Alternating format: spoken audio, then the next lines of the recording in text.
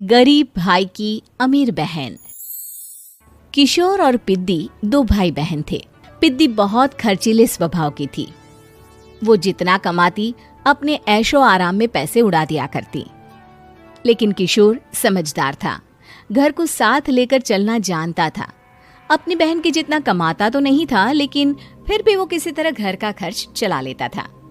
एक दिन पिद्दी किशोर से कहती है, किशोर, तुम थोड़ा ज्यादा क्यों नहीं कमाते? मेरे दोस्त रोज मेरा मजाक उड़ाते हैं। अरे बहन, मैं कोशिश तो कर रहा हूँ। अच्छा सुनो, अगले महीने रक्षाबंधन है, मुझे सोने का हार चाहिए, इससे कम कुछ भी ना लूंगी। अरे दिला दूंगा बहन। किशोर को पूरी रात नींद नहीं आती। उसके दिमाग में बस ये चल रहा था कि उसकी माली हालत इतनी बिगड़ चुकी है, अब वो सोने का हार कहाँ से लाएगा। अगले दिन किशोर सुबह सुबह घर से ये बोलकर निकल गया कि पिद्दी, मैं गांव से बाहर जा रहा हूँ, कुछ दिन घर नहीं आऊंगा। किशोर ने अपने काम के साथ साथ फेरी में कपड़े बेचने भी शुरू कर दिए, जिससे वो ज्यादा से ज्यादा पैसे कमा सके। रात में वो एक बिल्डिंग की चौकीदारी भी करने लगा। अपने काम से थोड़ा बहुत समय निकालकर बस कुछ घंटे की नींद ले पाता था। और कब वो कुछ दिन एक महीने में बदल गए और रक्षाबंधन भी आ गया, पता ही नहीं चला। लेकिन किशोर अभी तक घर वापस नहीं लौटा। जहां वो काम करता था, पिद्दी के नाम का गुल्लक रखा हुआ था। किशोर ने उस गुल्लक को फोड़ा और सारे पैसे इकट्ठा करके एक सोने का हार खरीद लिया। घर में पिद्दी किशोर का इंतजार कर रही थी। तभी किशोर आता है। कहाँ चले गए थे? 4 दिन का कहा था और 1 महीने से पता नहीं कहाँ गायब हो गए थे। मैंने बस एक हार मांगा था और तुमने तो घर ही छोड़ दिया। अरे मुझे थोड़ा काम मिल गया था। कुछ नहीं, सब समझती हूँ, बहाने थे तुम्हारे। अपनी बहन के लिए इतना भी नहीं कर सकते, कैसे भाई हो? चलो यहाँ बैठो, राखी बांधती हूँ। पिद्दी ने किशोर को राखी बांधी। वैसे ही किशोर ने अपनी बहन के हाथ में सोने का हार रख दिया। उसकी खुशी का कोई ठिकाना नहीं था। वो मिठाई खिलाए बिना ही नेकलेस लेकर चली गई और शीशे के सामने अपने गले में हार रखकर देखने लगी। किशोर ने लड्डू उठाया और खुद ही खा लिया। ऐसे कई साल गुजर गए। एक दिन पिद्दी की नौकरी छूट गई। अब वो पूरी तरह किशोर पर डिपेंड हो गई थी। आए दिन किशोर को अपने महंगे महंगे शौक गिनाकर उससे पैसे मांगा करती थी। किशोर, कुछ पैसे देना, मुझे पार्लर जाना है। किशोर बिना कुछ बोले उसे पैसे दे देता। ये क्या, 500? अरे इतने में तो मुझे पार्लर में एंट्री मिलेगी बस। अच्छा, देता हूँ ना ज्यादा। अरे कैसे भाई हो, अपनी बहन के लिए इतना भी नहीं कर सकते। किशोर ने जेब से 2000 का नोट निकाला और उसे दे दिया। किशोर गरीबी में रह लेता था, लेकिन अपनी बहन को कभी कोई कमी नहीं होने देता था। बेटा, पिद्दी तुम्हारी बहन है, उसे कभी किसी चीज की कमी मत होने देना और उसका ध्यान रखना, क्योंकि भाई का फर्ज होता है अपनी बहन का ध्यान रखना। किशोर ने माँ की कही ये बात हमेशा के लिए याद कर ली थी। शायद माँ की इसी बात की वजह से किशोर पिद्दी की हर जिद पूरी करता चला आ रहा था। किशोर, आज मैं अपने दोस्तों के साथ पार्टी करने जा रही हूँ, मुझे कुछ पैसे दो ना। किशोर पिद्दी को समझाता है, लेकिन पिद्दी नाराज होकर चली गई और अपने कमरे में सुबक सुबक कर रोने लगी। किशोर अपनी जेब से कुछ पैसे निकालता है और पिद्दी को दे देता है। किशोर खुद कभी अच्छे कपड़े नहीं पहनता, लेकिन पिद्दी को राजकुमारी की तरह रखता। पिद्दी के जाने के बाद किशोर अपने काम पर निकल गया।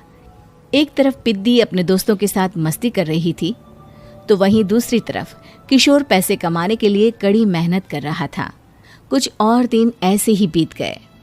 एक दिन पिद्दी एक लड़के को लेकर घर आई और उसे किशोर से मिलवाया। किशोर, मुझे इस लड़के से शादी करनी है, लेकिन इनके मम्मी पापा बोल रहे हैं कि उनको दहेज में एक कार चाहिए, तभी वो मेरा और पंकज का रिश्ता कबूल करेंगे। लेकिन बहन, कार खरीदना कोई सब्जी खरीदने के बराबर तो नहीं है।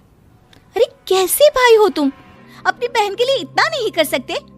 देखो, मैं ज्यादा इंतजार नहीं कर सकती, तुम्हें 1 साल में मेरे लिए कार खरीदनी ही होगी। अच्छा पंकज, एक काम करो, कल तुम अपने माता पिता को घर बुला लो, मैं उनसे तुम्हारे और पिद्दी के रिश्ते की बात कर लेता हूँ। अगले दिन किशोर के छोटे से घर में पंकज और उसके माता पिता आते हैं। बेटा, तुम्हारी बहन ने हमारी शर्त तो बता ही दी होगी। जी। बेटा, तुम तो इतने छोटे घर में रहते हो, दहेज कहाँ से लाओगे? मैं अपनी बहन की खुशी के लिए सब कुछ कर सकता हूँ। पंकज और पिद्दी का रिश्ता तय हो जाता है। किशोर अब अपनी क्षमता से 4 गुना ज्यादा काम करने लगता है। सुबह सबके घरों में न्यूज़पेपर फेंकता, दिन में मजदूरी करता और रात में चौकीदारी करता। खूब मेहनत करके किशोर ने अपनी बहन की शादी के लिए पैसे जुटा लिए। उसने अपनी बहन के लिए कार खरीद ली। जब वो पिद्दी के ससुराल वालों से मिलने गया तो उन्होंने किशोर से और पैसों की मांग की। इस बार किशोर हार चुका था। पिद्दी माफ करना, मैं तुम्हारी शादी उस लड़के से नहीं कर सकता। वो लालची लोग हैं, उन्हें सिर्फ पैसों से मतलब है। देखो किशोर, मैं पंकज से ही शादी करूंगी। क्योंकि पिद्दी ने तो किशोर की बात न मानने की जैसे कसम खा रखी थी। किशोर ने पंकज को घर बुलाया। पंकज, तुम अपने माता पिता को समझाते क्यों नहीं हो? भैया, वो हमारी शादी के लिए मान गए, मेरे लिए तो यही बहुत बड़ी बात है। हम एक काम कर सकते हैं, दहेज की रकम में से कुछ पैसे मैं आपको दे देता हूँ। अरे लेकिन समाज वाले क्या कहेंगे? अरे जब दुनिया को पता चलेगा तब ना। अच्छा, कुछ पैसे मैं अपने मालिक से कर्ज में ले लेता हूँ। कुछ पैसे पंकज देता है, कुछ वो कर्जा लेता है और अपनी उम्र भर की कमाई वो अपनी बहन की शादी में लगा देता है। आखिर में पंकज और पिद्दी की शादी हो जाती है। पिद्दी की विदाई के बाद किशोर बिल्कुल अकेला पड़ जाता है। अब उसका कमाने में भी मन नहीं लगता। उधारी वाले रोज घर में आकर बैठ जाते हैं। अरे किशोर, अब तो पिद्दी की शादी को 5 साल हो गए, अब तो हमारा पैसा लौटा दो। चाचा, पिद्दी के जाने के बाद किसी भी काम में मन नहीं लगता। अरे तो हमारा पैसा कैसे वापस मिलेगा? जी, कुछ करता हूँ मैं। किशोर के ऊपर बहुत सा कर्जा चढ़ गया था, इसलिए उसने तय किया कि वो ये घर बेचकर सबके पैसे लौटा देगा। अगली सुबह शहर के किसी साहूकार को उसने अपना घर बेच दिया और सबके पैसे लौटा के वो गांव छोड़कर चला गया। पिद्दी ने शादी के बाद कभी अपने भाई का हाल तक नहीं पूछा। किशोर को फर्क नहीं पड़ता था, बस ससुराल में उसकी बहन खुश है ये जानकर उसे खुद की खुशी मिलती थी और ये सोचकर कि उसने माँ से किया हुआ वादा पूरा कर दिया।